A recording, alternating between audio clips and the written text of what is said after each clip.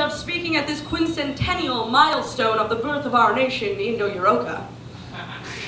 In the beginning, there was the War of the Worlds. Our great four nations, America and Europa, fought against the lands of the barbarians. An amassment of the entire populi in the east. Great, nasty blokes with furrowed brows and big, hairy forearms, their religious views vile and archaic, culturally and socially backwards. These peoples were fitting for the demise that had ensued. And in this great war that birthed the rise of our righteous society, we fought those contemptible and ignominious people in the name of Jesus. Stuart Mill, Malthus, Nixon, Reagan, Bush, and Jones.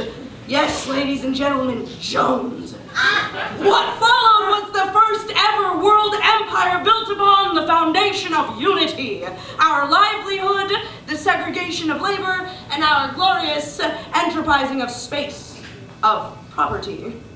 All men were and remain equal. Prosperity came as simply to us as manual labor did to the barbarians. The beginning was as strenuous as any other formidable empire. Much discourse was conducted over proper actions regarding delineation of space for Easterners, proper education for children, how to stabilize the numbers in our communities, considering gender roles, and so on and so forth. However, the most drastic difficulty had lain in the understanding of what our culture was, or what it had yet to become. What our principles and our ideals were. You see, our efforts regarding existence circled entirely the necessity to win the greatest war in all of history. And so slowly, this mantra would dawn. Totality in war, unity in war. And this is good. Our slight and multitudinous variations became one, and with the barbarians isolated to tenement housing, factories, and farmlands, we became a free and classless society of arts and of education. Some had suggested it a cruel thing to separate our species in such a way, but the doctrines our leaders drafted verified the decisions we had made as a free nation. Menial tasks and back-breaking labor were the only resolve for a peoples who had encroached upon our liberties in such a way. Time would pass, and our technological advancements soared. We implemented tactics highlighted in B.F. Skinner's publications when approaching the delicate task of grooming our children. The youth's rate of response intensified, their abilities in arithmetic and science fully optimized. This was a direct result of our indoctrination chambers. The collar, another phenomenal development, became the most effective tool to control worker behavior. In addition, we administered progesterone inoculation for women, enabling a more active control of childbirth in worker society. So for hundreds of years, Indo-Euroka's top scientists researched the reasonings behind why this schism existed between the worker realm and that of our own. Why they had this predisposition for disease and laziness.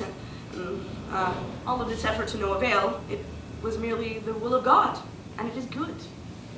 So lastly, a toast to you, my brothers and sisters. You and your ancestors are the sole reason why we are extant today. We are blessed and could ask for nothing more in this immaculate country we call Indo-Euroka.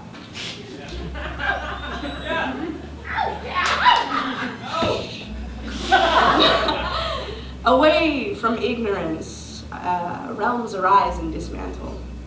In arms, massive, green, and virulent, where strident-skinned trees crowd peripheries neath canopies of foliage, and the voiceless life froths and decomposes in earth's timid embraces. Beasts of secular desires are we, blissful in our anarchy, wanton. We are wanton to flesh and to feast. Persimmon kisses and the trickling of ripe nectarines to delve too deep and to lose.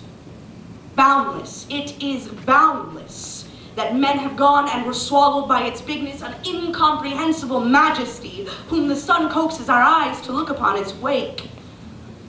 A vast extent under night's obsidian cocooned, and the mention of stars.